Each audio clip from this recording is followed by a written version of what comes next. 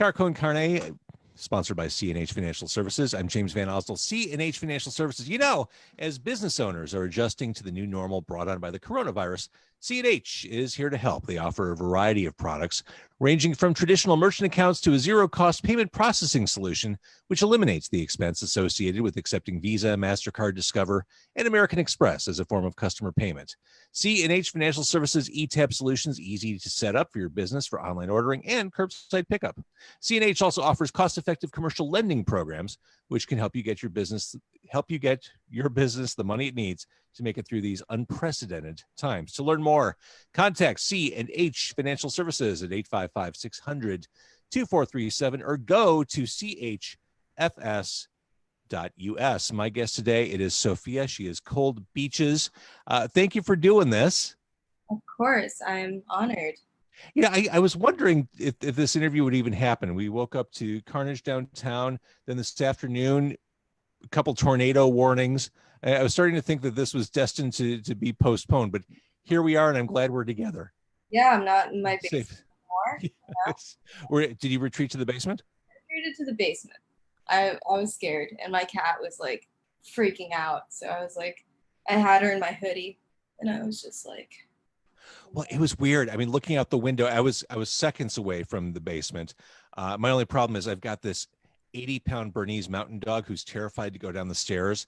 And I'm thinking, I hope things don't get to that point, because I'm going to have to carry her downstairs and she's going to resist and it's just going to be a struggle. But I was looking out the window and it was like the sky was two-tone. It was just like a black bar on top of just white. It was the most surreal cloud there's any formation. Apocalypse to happen. Like, it's happening now, because there's a fucking social revolution. There's like all this stuff happening. Now there's a tornado like this outside. They have the filter, the apocalyptic filter. Like, we got to get the go bag. You know. That's it. That's it. Welcome to dystopia. We're living it. So you are not a Chicago-born person. You came here. You were on the East Coast, right? Yes, I am an East Coast native, suburbs of Washington, D.C., and then I went to Richmond, Virginia, and now I'm here. What brought you here? Family, friends? It's weird. I actually didn't really think anything. I didn't even know Chicago existed, really, up until maybe a year before I moved here. And there's this local band here called Twin Peaks that I'm still friends with. And they were like, "Oh my God, why are you moving to New York? Have you ever like been to Chicago? When are you off tour? We're off tour then too. Like, come and visit." And I came here and I really liked it. And I moved here. Well, we're glad you made your home here, and always trust Twin Peaks. Yeah, nice boys. They're ambassadors to Chicago. Always put faith behind Twin Peaks. Drifter is the new album. Yes. Now, a few years ago, you did a total DIY, very lo-fi affair. Tell me what was different this time around, putting together a Drifter. So many things. Maybe the one similarity is that I actually recorded Rooftop Honey, which is my LP from 2017, at Treehouse Records here in Chicago before I moved here, which is crazy.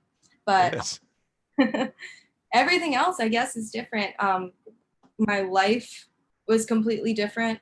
Connor was still a part of the band at the time, so I really, I was much happier, and like my problems were very, 17-year-old problems. Oh, I don't know what I'm saying. Anyways, other than that, the recording, the orchestration, the songwriting, everything was just so deliberate, and I was a lot more involved. Before, I just kind of had my guitar and I played 4 chords and I added, synth and MIDI drums. And this was like live recording. I was just bossing everybody around and probably driving everybody crazy. And it was very involved. I'm just glad you've embraced the guitar so fully. I keep waiting for the guitar, not renaissance, but a resurgence, like that pendulum swing back to people just far and wide making guitar-based music. Yeah, I love it. It's the best. And let's start with Somebody. This is your anti-relationship song, isn't it? Yeah, I suppose it is. I love the video for that. You've done a couple videos so far for the album. Is making videos a fun thing? Yeah, it's fun. It's also stressful when you have a deadline, but it's I had a lot of fun with it. I've never done anything like that before, so it was scary and fun. Scary in the sense of you were self-conscious going into it, or Yeah, I didn't really know how to use any video editing software like pro video editing software. I didn't know how to do any of that.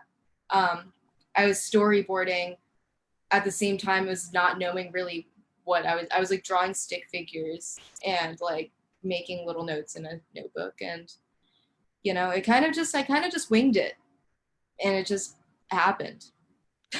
well, I love it. And I think it feels like because artists can't tour the way they did, all the way back in February, it feels like the time is right. The opportunity is there for video to really have another moment, for artist visions in video form to really become a thing again, a la the glory days of MTV. Like this is how bands and musicians can express themselves these days.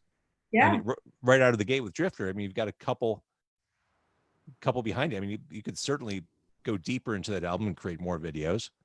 Oh, they're coming. Are they really? Like, would Band Boy be on the docket? I can't say, Uh-huh. but there's a lot more where that came from for sure. I think the experiment of releasing two videos that I directed and edited and stuff, I was like, you know what, I'm gonna make more. But those videos I actually filmed before the pandemic, so I was really lucky that I had the footage, Yeah. and I was also unlucky because stuff that I wanted to reshoot never got reshot. But yeah, it's definitely my roommate is a filmmaker and she's the one who shot it.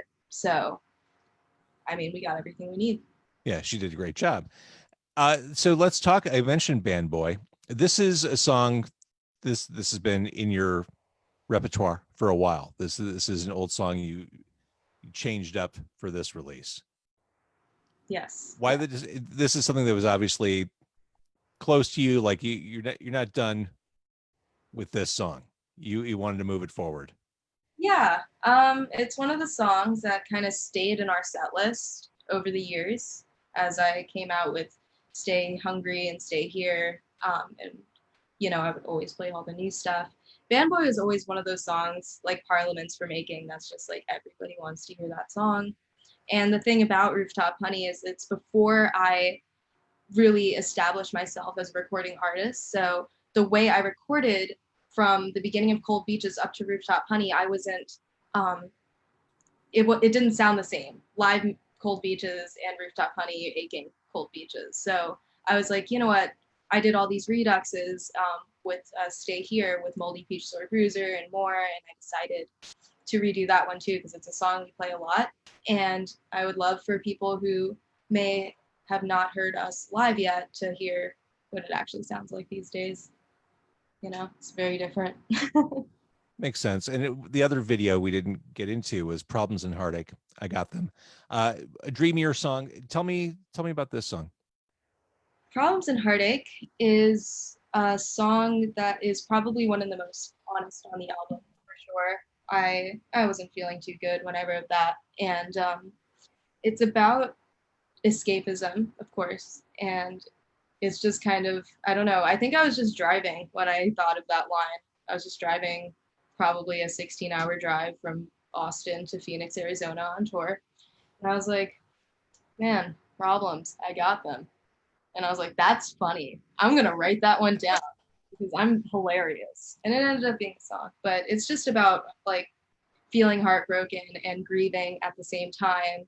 And like all of a sudden you're surrounded, like from being surrounded with your friends who haven't passed away yet and being in a relationship with somebody. And then within the span of a couple of weeks, like those people are just gone. It was a very hard transition for me. And the person that I would talk about when I had, a breakup or if I lost somebody was Connor. So when that happened, I think, all these emotions kind of bubbled up inside of me, and Problems and Heartache was born. And it's just a way for me to express it in an energetic pop dream thing. and, use dancing by myself, skateboarding, all these things that I do to make myself feel better and grow and learn, you know. So you talked about touring, making yourself feel good. We're living in this horrible dystopian time right now. How are you holding up? I'm doing good, it was a hard transition for sure to go from playing a million songs. I think I kind of got what I deserved because I was complaining a lot. I was like, God, I just wish I had a week off from touring. Like, oh, I hate So this is your fault. yeah, this is all my fault. So I sorry. How dare you? But it's good. I'm making a lot of music. Got a lot of new music coming up, a lot of new Cold Beaches things, new lines of merch dropping, more music videos, all that stuff. That's coming out. And so it's just been super busy now. It's just like a creative. Now, were you busy right out of the gate when this all started, or did you have to kind of warm up to the idea of being creative again? Did you have to kind of mourn the loss of the way things were a few months ago? Oh, I definitely mourned. My publicists and like my whole team, they were all like, "Oh, this is just gonna be like a quick 2 week thing. So your tour is booked.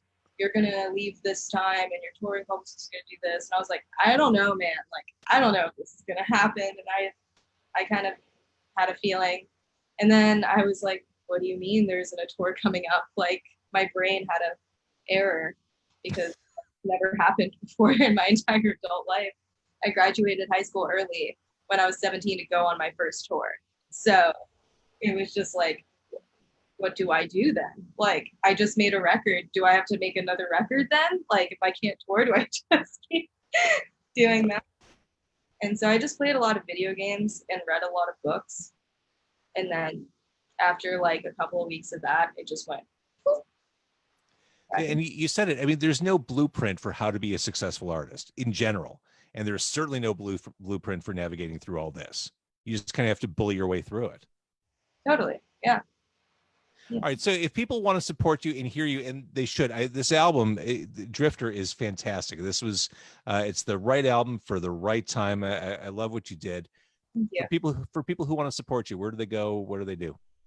You can go on coldbeaches.bandcamp.com to order my album Drifter, and you can follow me on Facebook, Cold Beaches Music, and Instagram, cold.beaches, for updates and, Instagram live sessions where I give updates on the merch drops and all of that, and live streams.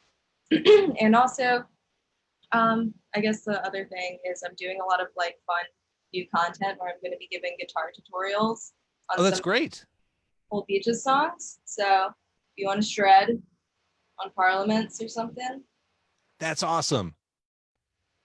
I love it. Well, thank you for doing this. I'm going to stop the Facebook Live. Thank you, everybody who's been watching there.